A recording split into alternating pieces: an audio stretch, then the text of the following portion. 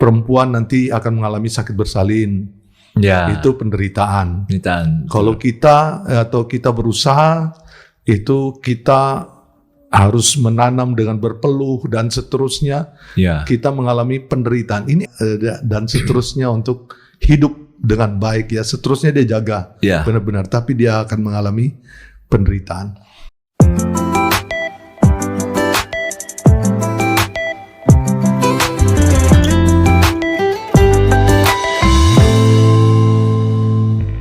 Shalom, saudara. Shalom. Kita ketemu lagi dengan Redemption Issues. Redemption Issues ini adalah menjawab permasalahan-permasalahan yang ada, yang berkembang di masyarakat, dan bagaimana kita menjawabnya dari sisi firman Tuhan. Supaya banyak orang mengerti apa yang Tuhan kehendaki, bagaimana cara menghadapi, meresponi isu-isu yang ada, permasalahan-permasalahan yang ada. Dan saat ini saya bersama-sama dengan Pendeta Tommy Lengkong. Salam Pak Tommy. Ya, shalom Pak Andi. Senang ini bisa sama-sama diskusi sama Pak Tommy ini. Selalu hangat ini kalau diskusi sama Pak Tommy ini. Iya Pak Andi, sama-sama, karena saya berpikir begini Pak Andi, ini kalau kita mengangkat isu ya, dan ini sangat relevan dengan apa yang ada di sekitar kita. Ya, betul. Dan juga updatingnya ya. Betul. Jadi saya sangat senang Pak Andi mengajak untuk memprogramkan tentang redemption issues ini ya. Terima kasih Pak Tommy. Terima kasih Pak Andi. Ya saudara, kita sudah masukin tahun 2022. Kita tahu bahwa masukin tahun 2022 ini kita tetap harus mengalami masalah demi masalah. Kita berharap ada masalah itu selesai, tapi masalah itu tidak pernah selesai, selalu bertambah. Waktu menjelang Natal, kita dengar isu yang di Lampung, ada gereja lagi Natal diganggu. Betul. Kok masa zaman gini masih diganggu Natal sih? Padahal Pak Haram sudah melarang mengucapkan Selamat Natal. Iya. Ya, itu sih. Jadi apalagi dengan masalah-masalah COVID pandemik ini, banyak sekali orang-orang yang memang semua mengalami krisis keuangan. Hampir semua. Iya, betul. Memang ada sih yang lagi tajir baru gitulah, yang memang lagi kaya karena dari pandemik ini. Tapi hampir semua mengeluh hal yang sama. Ada juga yang dimana kita lihat Pak Tommy, orang yang sudah punya usaha dulu sebelum pandemik, dia berhasil, dia sukses. Tapi setelah pandemik modalnya makin habis. Iya, betul. Dan dia juga berpikir, pecat karyawan apa enggak nih? Kadang harus dipecat karena nggak punya kemampuan lagi, nggak punya amunisi. Iya. Ada juga yang akhirnya kehilangan orang-orang yang terdekat, orang-orang yang terkasih karena pandemik ini. Bisa karena COVID, bisa juga karena penyakit lain, bisa juga karena kecelakaan. Iya. Dan suatu kesedihan, suatu penderitaan itu sih. Dan ada juga yang memang akhirnya baru tahu, dengan pandemi ini dia tahu bahwa ini ada penyakit yang akan mengikuti dia. Kapan sembuhnya juga nggak tahu. Itu juga menderita. Betul. Jadi isu yang kita angkat saat ini Pak Tommy adalah tentang menderita dan percaya. Oke, ya. Jadi tentang iman dan penderitaan begitu ya. Iman dan penderitaan. Ya, oke. Sebagian besar orang berpikir kalau beriman pasti nggak menderita. Ya, ada yang seperti begitu ya. Ada yang akan berdoa, Tuhan biar penderitaan ini berlalu. Ya, betul. Iya. Iya kan, Pak Tommy ya. Tapi tetap banyak penderitaan. Iya, betul. Ada juga satu kelompok orang yang mengajarkan gini, kita orang kudus nggak mungkin kita mati. Tapi begitu kena COVID, ada yang kena COVID dalam kelompok itu, mati. Ada juga orang yang mengikutnya, kok dibilang orang kudus, hidup kekal, kok mati? Nah, itu dia. Jadi kita perlu kita perlu pemahaman ya Pak ya. Pemahaman Pak. Betul. Terima kasih. Nah ini ya itu sebabnya isu saat ini adalah bagaimana iman dan penderitaan. Betul. Nah sebelum kita lebih jauh, kita masuk dulu nanti segmen kedua. Baik, ya. Kita akan lanjutkan nanti ya. Kita akan lanjutkan Pak ya. Ya, Nah, baik. kita akan dengar dari ulasan dari Pak Tommy nanti. Baik ya. Baik ya. Pak Tommy. Terima kasih ya.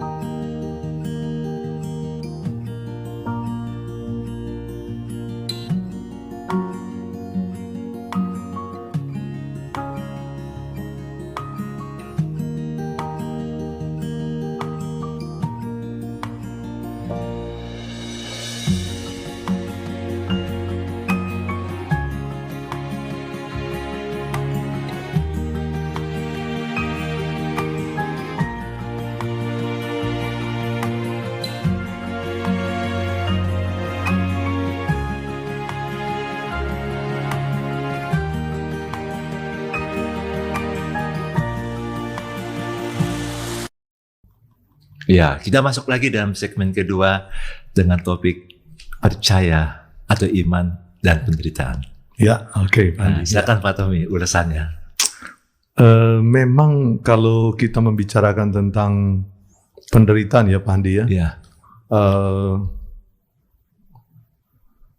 Banyak penderitaan itu memang selalu dalam pikiran semua manusia itu adalah hal yang negatif begitu ya. Jadi selalu dipikirkan bahwa penderitaan itu adalah satu keadaan yang sebenarnya sangat tidak diinginkan. Oke. Ya kan, seperti begitu. Tapi tadi Pak Andi membicarakan beberapa hal yang berkaitan dengan penderitaan. Saya ingin mengajak kita untuk kita melihat, mungkin kita mengambil satu ayat Alkitab ya Pak Andi. Kalau kita melihat di dalam Filipi pasal 1 ayat yang ke-29 kan dikatakan begini. Sebab kepada kamu dikaruniakan bukan saja untuk percaya. Itu tentang iman tadi ya. Iya. Kepada Kristus, melainkan juga untuk menderita untuk Dia. Oke.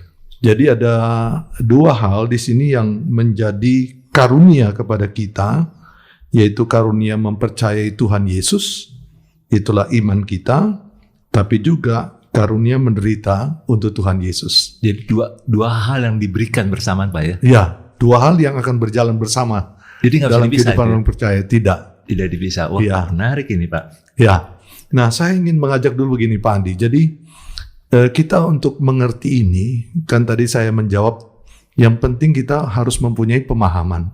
Ya. Nah, pemahaman yang kita lihat baik secara umum dalam pandangan umum maupun juga memang dari pandangan Alkitab. Ya. Nah, kalau kita berbicara penderitaan itu sebenarnya dapat dikategorikan dua, Pak. Ya. Ya, ada yang penderitaan secara umum, tapi juga ada penderitaan yang khusus dalam arti berkaitan dengan kehidupan orang percaya tadi.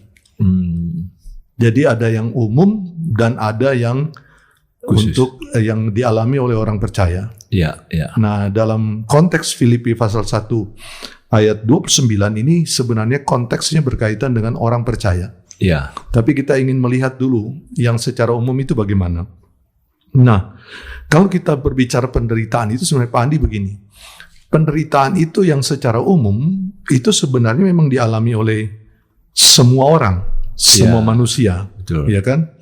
Karena itu adalah konsekuensi ini, kita punya nenek moyang yang pertama itu namanya Pak Adam itu dan Ibu Hawa. Oh ya. Itu jatuh dalam dosa. Betul. Ya kan, kalau kita membaca Kejadian 3 16 sampai 19, perempuan nanti akan mengalami sakit bersalin. Ya. Itu penderitaan. Penderitaan. Kalau kita kita berusaha, itu kita harus menanam dengan berpeluh dan seterusnya. Ya. Kita mengalami penderitaan. Ini efek daripada sebenarnya atau berkaitan dengan dosa manusia yang pertama, dan kita ini solidaritas manusia seluruhnya itu menderita Iya. Oleh karena itu kalau kita membaca di dalam kitab Roma pasal 8, Ya. itu istilahnya Roma 8 ayat 22-23 dikatakan semua makhluk sama-sama mengeluh, sama-sama merasa sakit bersalin, Ya. bukan mereka saja, tetapi kita yang telah menerima karunia sulung roh, maksudnya orang percaya, Ya. kita juga mengeluh dalam hati kita sambil menantikan pengangkatan sebagai anak, yaitu pembebasan tubuh kita. Dalam situasi dan keadaan demikian kita harus bersabar di dalam penderitaan. Jadi Ya. intinya bahwa secara umum penderitaan itu kita alami. Tadi Pak Andi ada menyebutkan beberapa. Contohnya, kalau kita berbicara tentang penderitaan yang berkaitan dengan sakit penyakit, ini memang masih dalam konteks sebenarnya umum, Pak. Ya, tapi ada penderitaan sakit penyakit juga dalam konteks penderitaan yang khusus dialami orang percaya. Nanti sebentar Ya. kita bicarakan itu. Tapi bagi orang yang mengalami penderitaan atau ini bukan berkaitan dengan masalah agamanya, masalah sukunya, masalah apanya, tidak. Tapi umumnya manusia akan mengalami penderitaan karena konsekuensi dari yang tadi. Manusia itu telah berdosa. Nah, sekarang kita bicara tentang tadi Pak Andi bilang efek daripada COVID-19, ada orang dalam usahanya sulit, dia usaha sampai habis modal tapi usahain. Karena namanya berkat yang berupa harta benda, itu juga memang dalam arti berkat secara umum. Oke. Ya. Nah, itu juga bisa turun naik, Pak, memang. Artinya dalam hidup kita bisa naik, bisa turun. Betul. Tapi bagi orang percaya, itu juga ada yang khusus kalau berkat yang diberikan kepada kita. Karena itu menyangkut pemeliharaan Tuhan. Ya. Ya kan, istilahnya dalam Alkitab baik di Matius maupun Lukas 12 itu bagaimana Tuhan itu memberikan kepada kita, bisa memberikan kepada kita misalnya contohnya pakaian. Ya. Itu seperti bunga bakung saja dikatakan tidak memintal dan seterusnya, tapi dia sangat indah, lebih daripada Salomo. Itu artinya gambaran dalam pemeliharaan Tuhan, Tuhan bisa memberikan kita berkatnya. Nah, sekali lagi ini penderitaan yang kita lihat. Jadi kalau konsepnya kita demikian, pertama kita melihat di balik ini semua kita tidak boleh khawatir. Ya. Karena Tuhan itu memelihara sebenarnya kita. Ya. Walaupun mungkin ada yang dulunya luar biasa Tuhan memberkati, dia punya segala sesuatu, tapi sekarang memang dia mengalami kemerosotan. Betul. Nah, itu oleh karena itu tetaplah bersandar kepada Tuhan. Tuhan itu tidak akan mengecewakan. Tuhan tahu apa yang kita alami dan Tuhan bisa memberikan berkat kepada kita kalau kita dalam kondisi seperti itu. Ya. Nah, kalau bicara penyakit seperti tadi itu Pak Andi, memang COVID-19 ini luar biasa menakutkan. Dan kita seperti tadi Bapak bilang, oh saya karena percaya tidak mungkin kena COVID. Ini COVID-19 ini penyakit juga. Dan penyakit ini kita lihat dalam konsep penderitaan itu sama tadi dengan ini efek daripada manusia berdosa. Tidak ada orang yang lahir di bumi ini karena dia dilahirkan dalam sebagai manusia berdosa tidak menderita dengan penyakit. Tidak ada. Ya. Tidak usah susah-susah lah. Memang kalau mencubit itu tidak sakit, tidak penyakit mungkin. Ya. Tapi sakit. Ya. Itu membuktikan bahwa kita semua itu kalau dari darah dan daging Pasti itu mengalami sakit. kita akan mengalami sakit. Betul. Nah, tetapi kita lihat di dalam Alkitab ada Tuhan memelihara orang disembuhkan dari sakit penyakit. Betul. Bahkan ada di dalam Alkitab digambarkan itu Tuhan meluputkan orang dari penyakit. Iya, betul. Itu adalah pemeliharaan Tuhan juga. Jadi kalau kita lihat di sini, sandarannya orang Kristen itu adalah dia dengan Tuhan. Itulah kalau dia terima dengan ucapan syukur, mungkin ada penderitaan. Iya. Tapi Tuhan itu tidak akan memberi penderitaannya melampaui dia punya kekuatan. Pasti Tuhan akan memberikan kekuatan kepada dia. Nah, Ya. ini menarik nih Pak. Menarik. Jadi tadi Bapak jelaskan penderitaan secara umum. Iya, Karena dari Adam. betul. Karena Adam berdosa, maka kita semua akhirnya mengalami akibat. Iya, Itu Adam pertama. ada pertama. Sekarang Adam kedua nih Pak. Aha. Yang sempurna, yaitu Yesus Kristus. Iya, Yang mati di kayu salib, yang menanggung semua dosa dan penderitaan kita. Itu yang membuat kita jadi ada terimplementasi dari Filipi 1 ayat 29 Betul ini. sekali. Jadi orang yang percaya kepada Adam kedua, yaitu Yesus Kristus, memang menderita. Tapi Betul. waktu dia menderita, dia punya iman Kepada Yesus. pada Ya. Yesus. Nah, ini yang saya ingin masuk kepada yang maksudnya penderitaan itu dalam perspektif yang khusus ya. Ya, Ya. Nah, kalau penderitaan secara khusus pada orang percaya, memang itu yang dikatakan Pak Andi tadi. Dia merefleksikan dalam hidupnya, karena seperti tadi dalam Filipi 1 ayat 29, dikaruniakan bukan hanya percaya kepada Kristus, ya, tapi juga menderita bagi dia. ya, Artinya itu sebenarnya Kristus itu menderita. ya, Dia sudah mati di kayu salib untuk kita. Dia menanggung sebagai penderitaan kita. ya. Tapi ketika kita percaya kepada dia, konsekuensi kepercayaan kita kepada Yesus itu ada penderitaan. Mengapa? Karena dalam Matius 24 ayat 9 dikatakan gini, pada waktu itu kamu akan diserahkan supaya disiksa, dan kamu akan dibunuh, dan akan dibenci semua bangsa oleh karena namaku.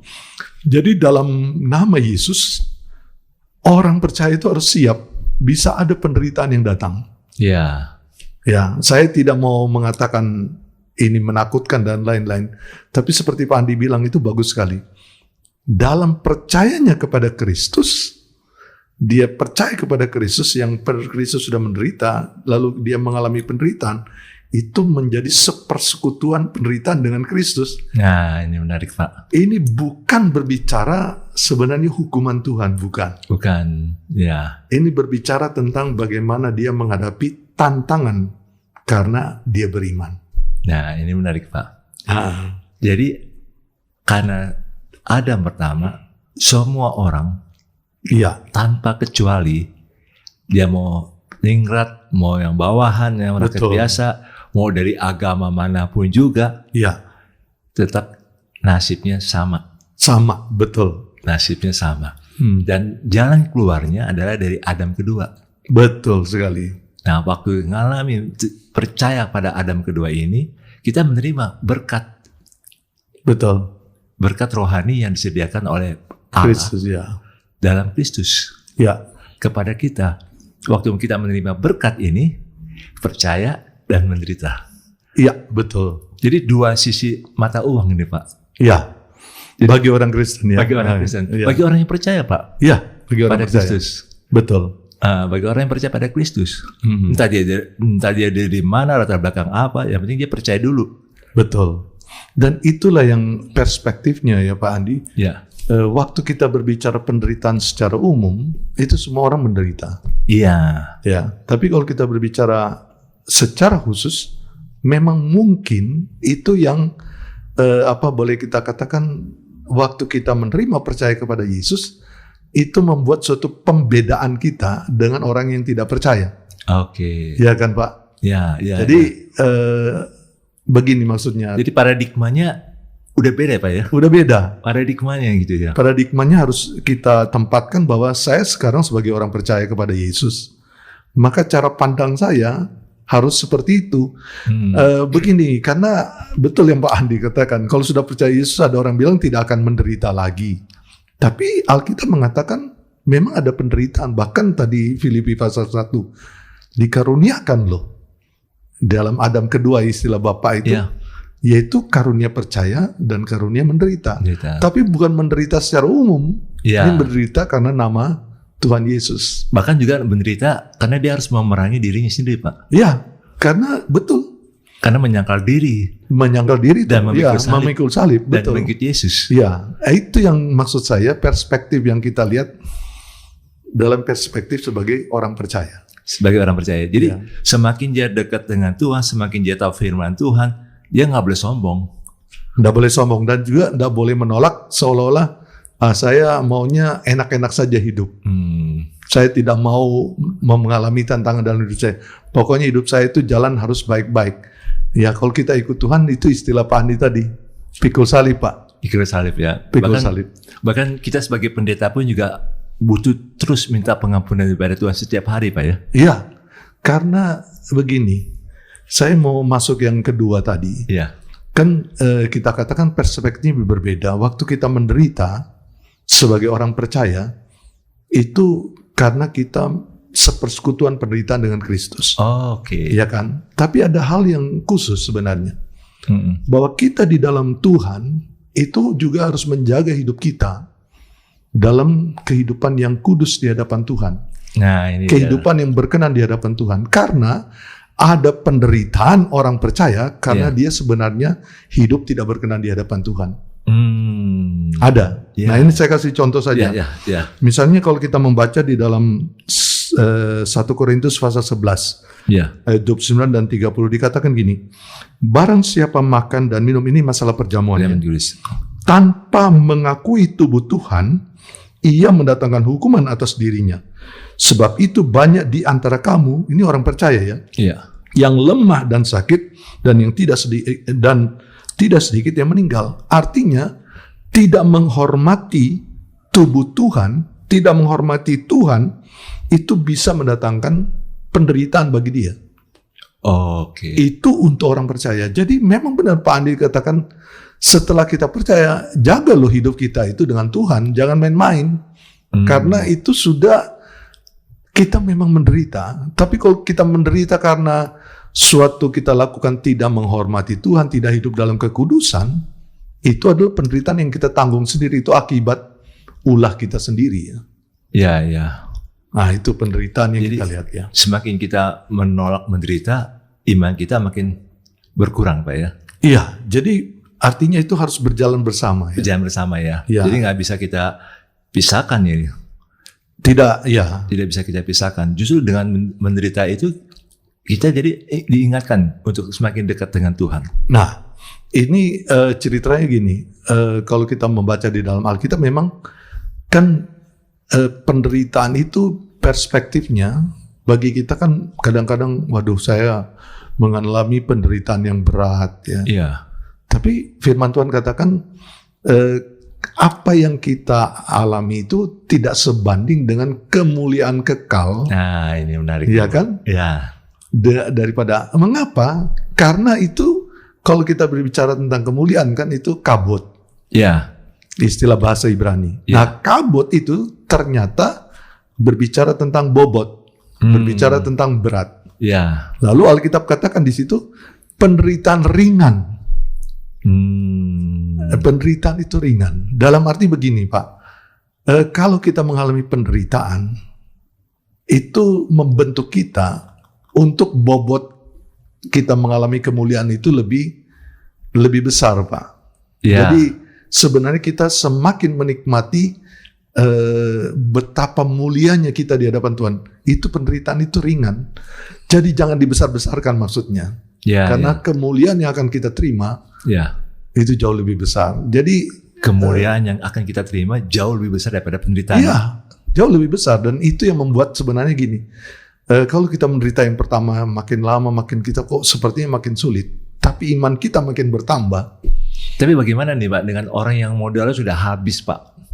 Nah, ini tadi saya katakan, itu bisa jadi kemungkinan kita gambarkan orang yang tidak beriman pun dia akan bisa mengalami hal itu. Dan kita pun bisa mengalami hal itu. Tapi ingat, bagi orang percaya, Tuhan itu memelihara.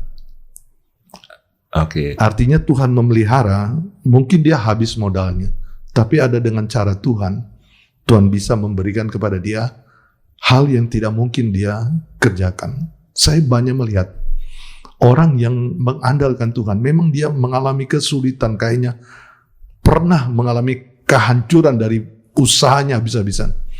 Tapi Tuhan memberikan kekuatan, dia terus beriman, dia bergantung kepada Tuhan.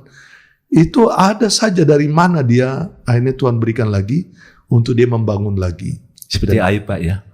Ayub. Seperti Ayub.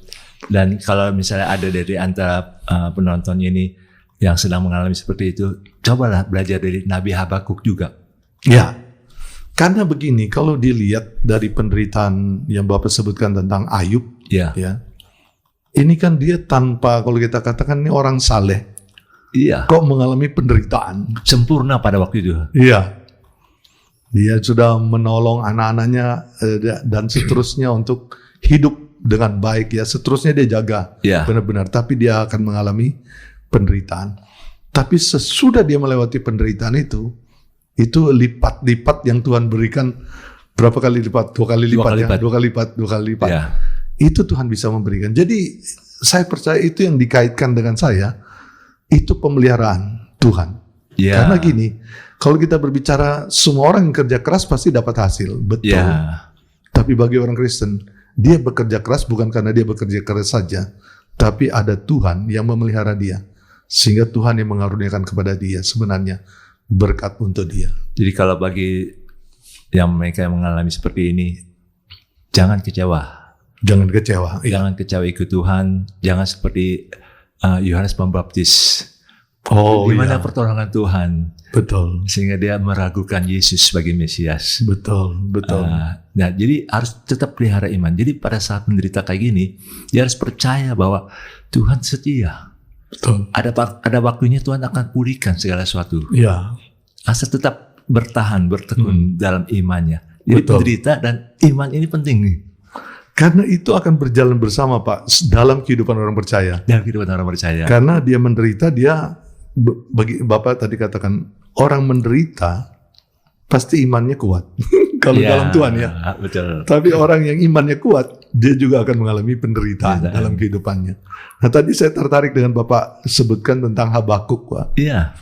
Coba kita buka dulu Pak. Kita buka dulu, baca dulu Habakuk. Ya. 3 ayat, Ya, kitab Habakuk ya. kitab Habakuk 3 ayat 17-19 ini. Ya, saya bacakan Pak ya. Ya. Habakuk 3 ayat 17 sampai 19. Nah, Habakuk katakan demikian, sekalipun pohon ara tidak berbunga, pohon anggur tidak berbuah. Jadi nggak ada penghasilan ini. Hasil pohon zaitun mengecewakan. Iya. Sekalipun ladang-ladang tidak menghasilkan bahan makanan. Jadi bahan makanan sudah habis. Kambing domba terhalau dari kulungan dan tidak ada lembu sapi dalam kandang. Namun, jadi ini udah soal pangan, sandang pangan dan ekonominya nih habis-habisan. Katakan oleh Nabi Habakuk, namun aku akan bersorak-sorak di dalam Tuhan, beria-ria di dalam Allah yang menyelamatkan aku. Allah Tuhanku, itulah kekuatanku. Ia membuat kakiku seperti kaki rusa. Ia membiarkan aku berjejak di bukit-bukitku. Jadi artinya jangan biarkan apa yang terjadi, masalah finansial yang sangat berat saat itu membuat kita jadi kayak terpuruk. Betul. Jadi harus tetap bersorak-sorak di dalam Tuhan. Jadi bukan masalah pengharapan, tapi iman kita ini kita bangkitkan dulu. Karena kalau kita bicara tema kitab Habakuk kan, Iya. orang benar hidup Karena oleh iman. Iya. Iya kan? Betul. Jadi kita bicara tadi tema kita itu kita cuma hidup dalam iman. Iman. Nah kalau kita lihat sebenarnya bicara kitab Habakuk ini Pak, ini kan Habakuk ini melihat suatu penderitaan umat Tuhan. Ya. Sebenarnya penderitaannya umat Tuhan ini karena ulahnya mereka sendiri yang tadi seperti saya katakan. Mereka ini memberontak sebenarnya dengan Tuhan. Ya. Akhirnya Tuhan mengizinkan terjadi dalam mereka mengalami berita duka yang paling berduka itu adalah mereka akan terbuang ke Babel. Ya. Nah itu suatu keadaan yang gelap, suatu keadaan yang sangat tidak diharapkan oleh mereka. Ya. Mereka tahu Habakuk tahu mereka itu terhukum. Tapi walaupun begitu, Habakuk percaya anugerah Tuhan itu jauh lebih besar. Nah ini menarik nih Pak. Anugerah Tuhan jauh lebih besar. Jauh lebih besar ya. Nah, orang kalau mau hidup dalam iman, itu yang Habakuk lihat. Iya. Walaupun terpuruk juga karena ulahnya sendiri, tapi dia mau berbalik kepada Tuhan, dia mau mengandalkan Tuhan, itu dikatakan seperti tadi, sekalipun. Iya. Tapi dikatakan dalam dia, namun aku bersorak-sorak, itu kan sebenarnya iman. Betul. Saya tahu Tuhan tidak meninggalkan saya. Nah ini dia. Iya. Jadi pengharapan itu tahun 2022, kondisi 2021 mungkin gelap. Betul. Tapi kita harus tetap bersorak-sorak Di dalam Tuhan. dalam Tuhan untuk melihat tahun 2022 ini. Amin, betul. Jadi bagi pemirsa Ini kita belajar. Ya, Iman dan penderitaan itu menjadi bagian dalam hidup kita. betul. Jangan lihat apa yang terjadi dalam 2020, 2021. Tapi mari kita lihat kesetiaan Tuhan dalam hidup kita. Kita Betul. bersorak-sorai Ya, dalam Tuhan. Kita bersuka cita. Karena apa? Hidup kita ada di dalam tangan Tuhan. betul sekali. Hidup kita bukan karena keuangan, Ya, bukan karena peraturan-peraturan yang ada. Hidup kita karena ada tangan Tuhan, ada anugerah Tuhan bagi kita. betul Pak. Mari kita lihat tahun 2022 Ya, dengan suatu kekuatan iman yang luar biasa. ya. Kemuliaan yang akan Tuhan berikan bagi kita. Hidup tetap beriman kepada Tuhan ya Pak. Hidup yang beriman pada Tuhan. Terus. Karena penderitaan itu menguatkan iman kita. Amin. Ya, betul. Iman kita membuat penderitaan, kita juga siap menghadapi penderitaan-penderitaan yang baru. Betul. Betul. Jadi apapun penderitaan yang kita hadapi, jangan takut. Apapun orang bilang nubuatan tahun 2022 apa yang terjadi, jangan takut. Punya iman, pakailah iman itu. Ya, Iman yang sama ya. pada Karena Yesus.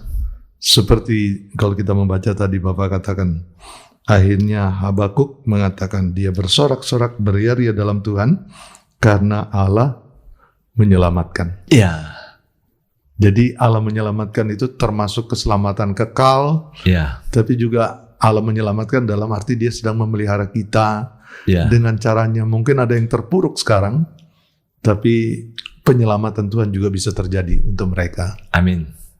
Ya. Gitu Pak. Terima kasih Pak Tommy. Terima untuk kasih Pak Andi. diskusinya ini yang menarik Iya. dan biara ini memberkati banyak orang. Amin. Tuhan Yesus memberkati Pak Tommy. Ya, Shalom. Tuhan berkati. Shalom.